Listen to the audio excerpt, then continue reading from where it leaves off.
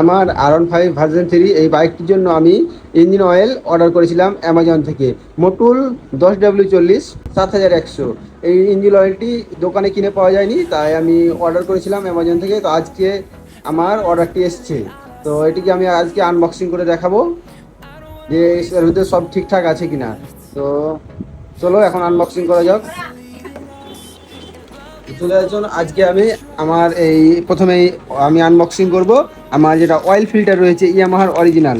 এটা প্রথমে আমি আনবক্সিং করে দেখি ঠিকঠাক এসছে কিনা মাল।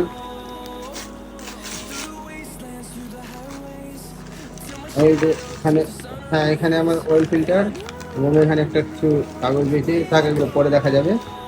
তো হ্যাঁ, এই আমার এখানে R15 ভার্সন 3-র অয়েল ফিল্টার এখানে ঠিকঠাক এসছে। অয়েল ফিল্টার ইয়ামাহার, এটা জেনুইন অরিজিনাল অর্ডার করেছিলাম অ্যামাজন থেকে।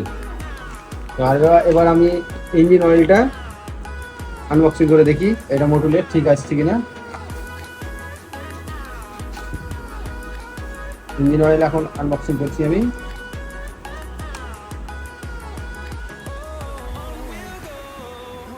তো এখানে আমার ইঞ্জিন অয়েল এসছে। ওয়াও, এখানে আমার 7110W40 একদম সেম ইঞ্জিন অয়েল এসছে। তো এটা আমি দেখি, পিছন দিকে দেখিয়ে দিই, সব ঠিকঠাক এসছে। মোটলের 7100 এই মডেল আমি অর্ডার করেছিলাম। এটা খুব ভালো ইঞ্জিন অয়েল, তো তোমরা এটা একবার ব্যবহার করে দেখবে আপনাদের বাইকে, 150cc বাইকে অনেক সুন্দর স্মুথ পারফরমেন্স হয়। এই জন্য আমি এটা অর্ডার দিয়ে দিয়েছি।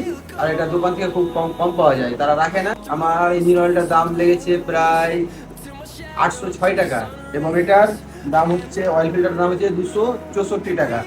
আর টোটাল অ্যামাজনে নিয়েছে 1070 টাকা।